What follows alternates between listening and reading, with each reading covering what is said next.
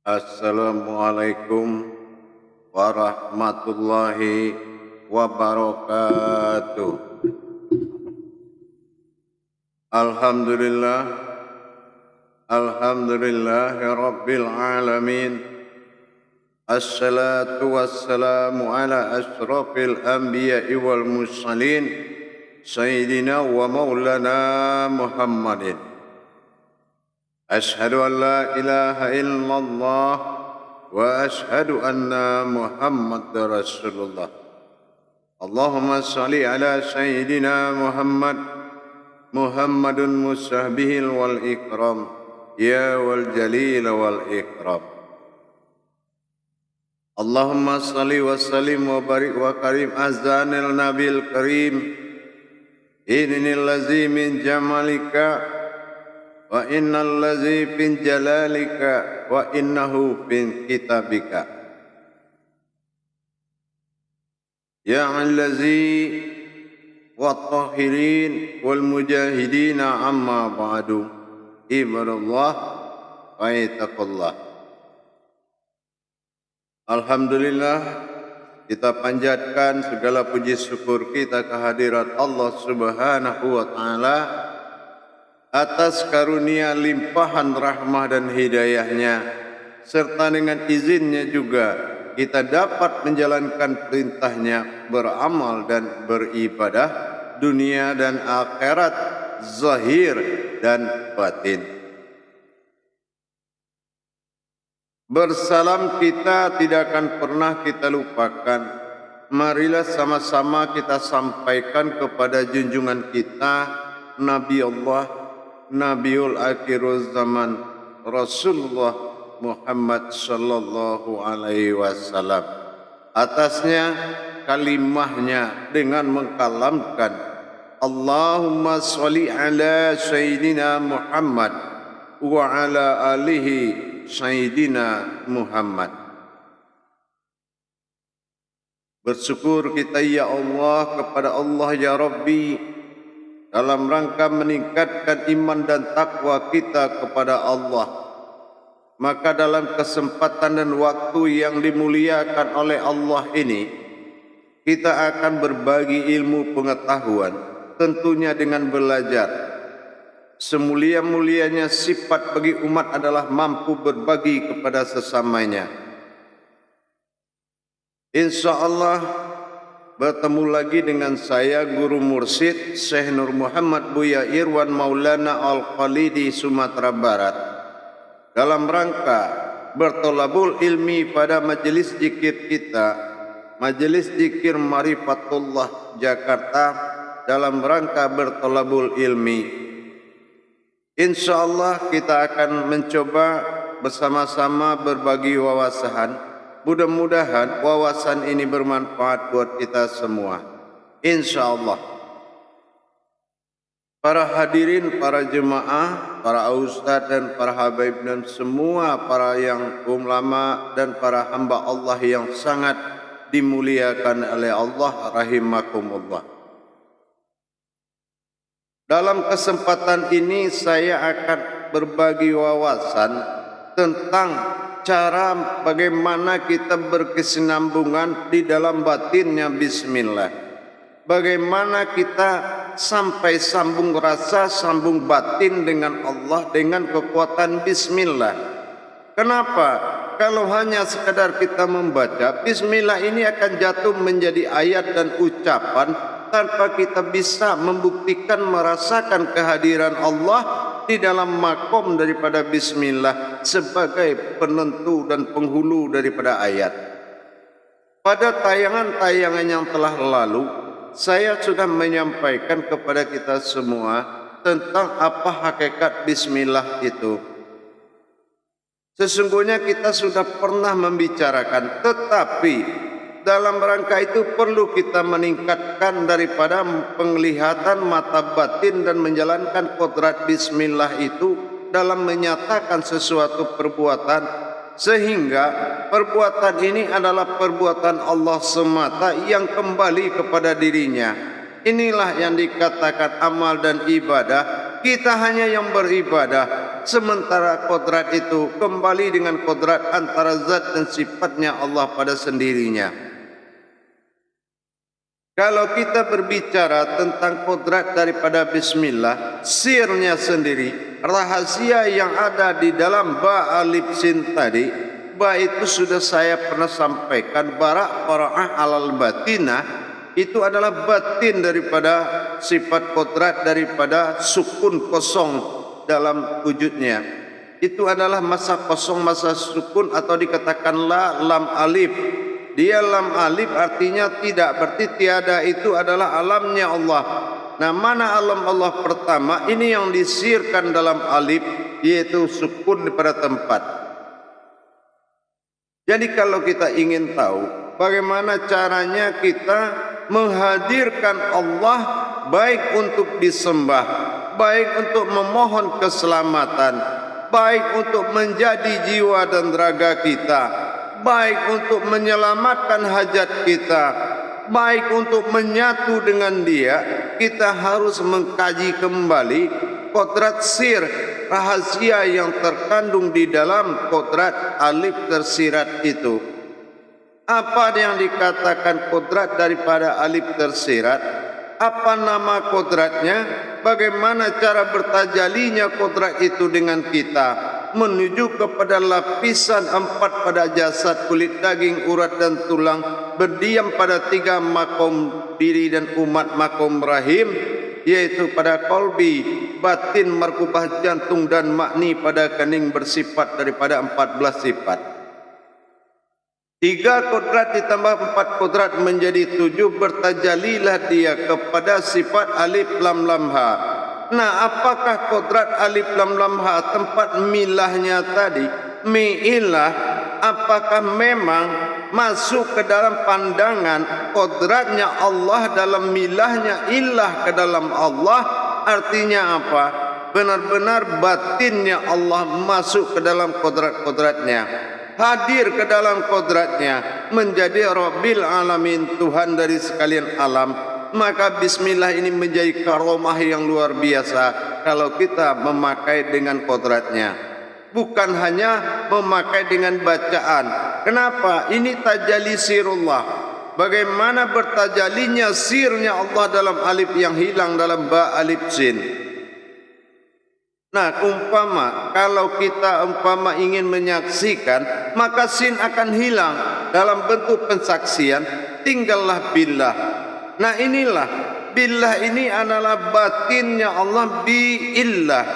Biillah, kalau biillah itu batinnya ilah atau Tuhan. Batinnya Allah maujud kepada asmanya bernama Allah. Biillah, illah inilah yang menjadi Allah. Bismillah. Nah, inilah yang menjadi makomnya berasma namanya Allah. Di sini terbukti dalam kaji daripada Usuluddin, aku ingin menjadi Tuhan dan aku ingin dipanggil dengan namanya Allah. Nah, kalau sudah kita bisa menghadirkan batin billah, billahnya sir yang ada di dalam alif tersirat tadi, kalau dia mewujud kepada zatnya Allah, yaitu jasad, bukan hanya kulit, daging, urat dan tulang, tapi adalah berupa kodrat daripada zat Allah yang 4 lapis di wadi mani manikam. Nah, inilah maujud, ya. Maka dari situlah nanti kalau sudah memang dia maujud kepada sifat mi Allah, ismi Allah, masuknya ismi ke dalam asma. Nah, inilah bagaimana dia merasuk Rabbil Alamin, meliputi sekalian alam, mengisi segala rongga diri dengan batin bilahnya Allah yang masuk ke dalam rongga diri kita, sehingga mewujudlah kita pada sifat kodratnya Allah semata. Nah, inilah billah, la haula wa la quwata illa billah. Nah, disinilah bismillah, ismi Allah. Jadi kalau kita sudah bermakrifat, sinnya akan hilang. Apa sinnya yang akan hilang? Akan berupa pensaksian. Kita yang melihat daripada wujud batinnya Allah, sirnya yang dikatakan batin milah, miillah, billah. lillahi. Nah, coba kalau tulisan Allah itu kita copot semua dari harfiahnya, dia akan bernama illah. Tapi kalau kita pasangkan wataknya harfiah, dia akan berasma bernama Allah. Dari sisi tulisan sudah bisa kita buktikan bahwasanya hadirnya ismi itu ke dalam asma yang menjelma menjadi asma berwujud kepada Muhammad. Inilah yang kodrat ingin Allah dipanggil dengan nama Muhammad. Ini Rahman tadi, Rahman mewujudlah dalam bentuk Muhammad. Inilah kenapa sudah 3 kali bertajali. Pertama bertajalinya batin billah itu masuk ke dalam Allah.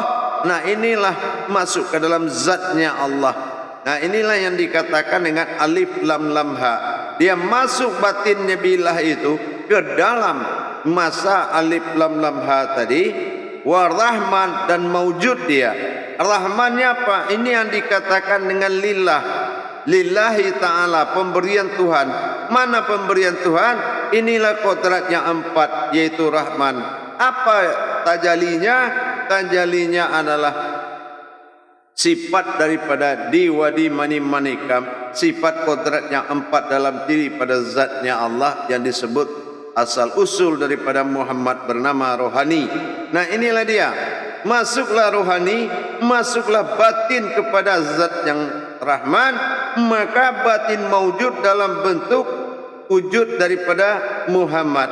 Nah, inilah yang dikatakan Allah ingin dipanggil namanya Muhammad. Setelah dia mewujud pada Rahman, maka dia masuk 3 perkara ba alif sin tadi dalam bentuk batin billah, masuk kepada kolbi.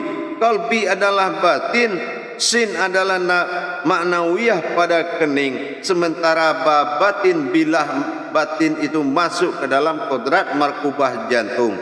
Jadi alam kolbi yaitu tempat sirnya Allah, alam markubah jantung di tempat batinnya Allah, dan alam ma'ani itulah yang dikatakan alam nurinya Allah dalam hayat kehidupannya. Nah, setelah mewujud mutlak seperti ini, tinggal lagi kita menyaksikan apa yang kita saksikan, menyaksikan kehadiran dan mensaksikan, memberikan pensaksian doa. Apa yang harus kita berikan pensaksian, apa yang kita hajati, kita mau beribadah, bagaimana dia hadirnya Allah, hadirnya batin Allah mewujud kepada sifat alif lam lam ha, kodrat daripada Allah bernama aftar bersifat Allah, masuk bilah kepada Allah, masuk ilah kepada Allah, dan Allah mewujud pada Muhammad, Muhammad pada kodrat daripada diri panafilah. Nah, inilah akhirnya di rahim. Makanya rahim ini tempat bermakomnya Allah. Rahim ini dikatakan tubuh sirha, sirhu, sirhi. Di sirhu adalah markub kolbi, sirhi adalah di markubah, dan sirha adalah nur pada makni. Jadi rahasia yang 3 ini mewujud menjadi kodrat insan. Kodrat insan berkodratkan kepada batin Allah pada qalbi, ya, dan zat Allah kembali kepada markubah jantung, dan nurinya Allah kembali kepada makni. Inilah yang mewujud dan bertingkah. Makanya zat dan sifat akhirnya bertingkahnya tadi Allah pada makom Muhammad bersifat dan bertingkah dalam rahim makumullah. Nah, rahim inilah yang dikatakan dengan batinnya Allah. Apa yang di rahim makumullah? Jasad menutupi nur, nur menutupi zat, zat menutupi batin, batin menutupi sirnya Allah, batin demi batin. Maka dikatakan tubuh rahim, tubuh yang menyimpan daripada perbendaharaan, yaitu Allah Subhanahu wa ta'ala. Dalam batin kita menatap keilahan tunggal bagi diri. Para jemaah yang dirahmati, jadi kalau kita hanya tinggal bersaksi pada kodrat Allah semata, menghadirkan Allah, menghalalkan segalanya, apa yang kita lakukan? Salat. Kalau Allah tidak hadir, bagaimana kita menyembahnya? Nah, inilah hudurutullah, ya, al-ma'budun illallah, menghadirkan Allah dan menyembah Allah itu adalah sifat mutlak bagi batin kita, wajib kita bisa. Karena apa? Antara kita dengan Allah berkodrakan pada sifat batin. Batin kabir awal diri, batin kabirau pada sifat alam. Semua kontak dengan batin. Semua kontak melalui kodrat batin. Maka bismillah inilah yang akan memandu dan menyaksikan kebenaran Allah. Bagaimana kita menghadirkan sebelum kita sembah. Setelah maujud dia, disitulah kita menyembah dalam bentuk aku dizahirkan untuk menyembah. Nah, disinilah kodrat-kodrat daripada Allah tadi yang harus kita paham, bagaimana kita bertajali dengan Allah di dalam bismillah. Para jemaah yang dirahmati Allah rahimakumullah, sangat wajib dan wajib sekali kalau kita harus paham billah itu sir. Kenapa ba alif sin? Nah, ini saya terangkan lagi sedikit lagi. Kalau ba alif sin, sesungguhnya ba ra'a atau batin ini sirnya alif, sin itu adalah hayat.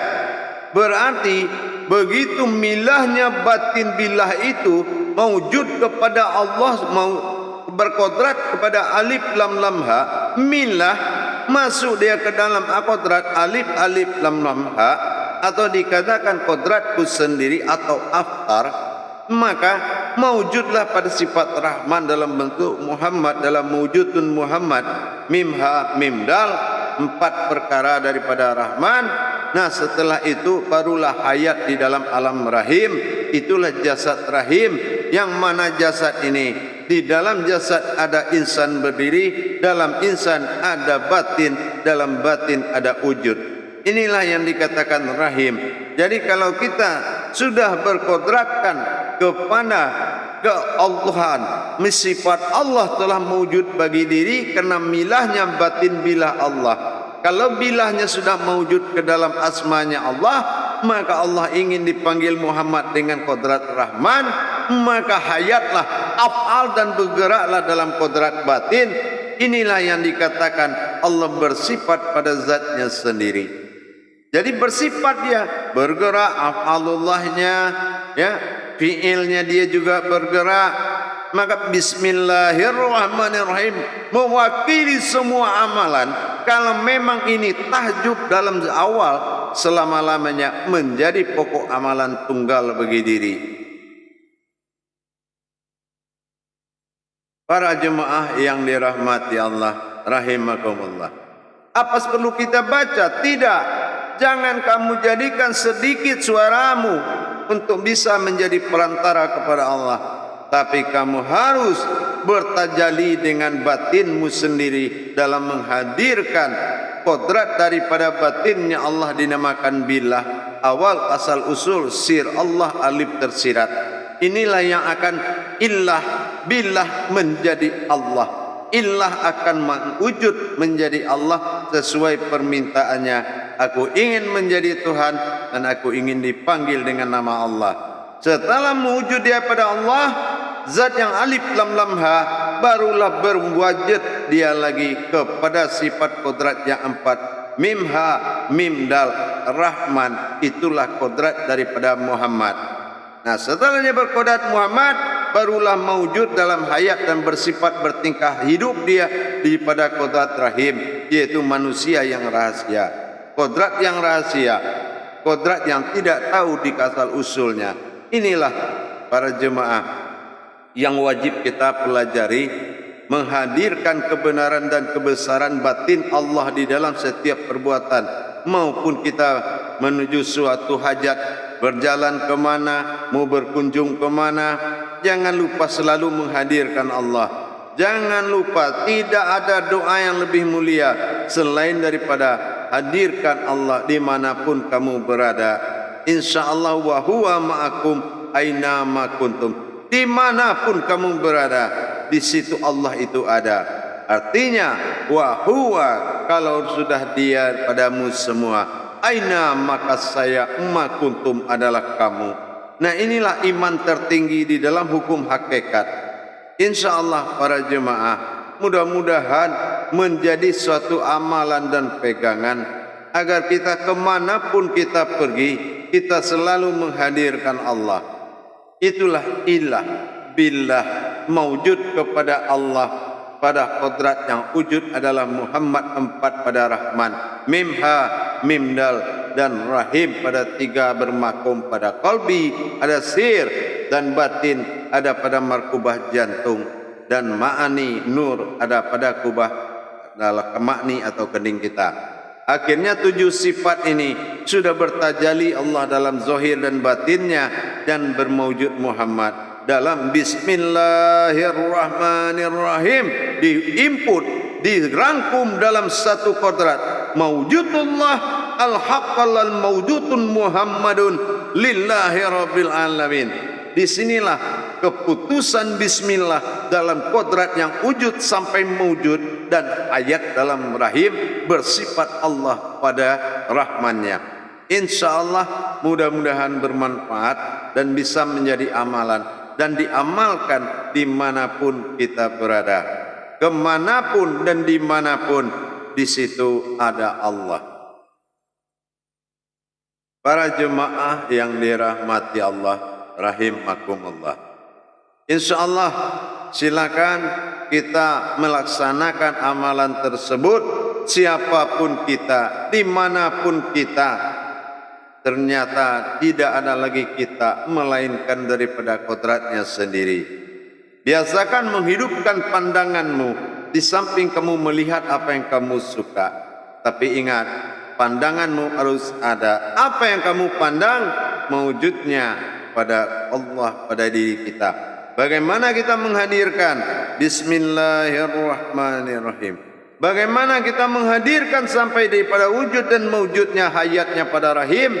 InsyaAllah selalu dalam kandungan Allah, selalu dalam makom rahim makumullah. Jadilah kita seumat yang rahim, yang bermakomnya Allah di dalam diri kita, yang merahimkan Allah, rahim bagi Allah, umat dan lembaga bagi Allah. Hubungan itulah yang disebut dengan solat, yaitu hubungan tawaf. Kemanapun kita bergerak, kita sudah bertawaf dengan Allah. Kalau bismillah jadi amalan. InsyaAllah para jemaah, mudah-mudahan dalam pendalaman daripada ilmu bismillah ini, untuk pendalaman mudah-mudahan sudah bisa menyesuaikan diri. InsyaAllah akhirul kalam, wabillahi taufiq wal hidayah. Wassalamualaikum warahmatullahi wabarakatuh.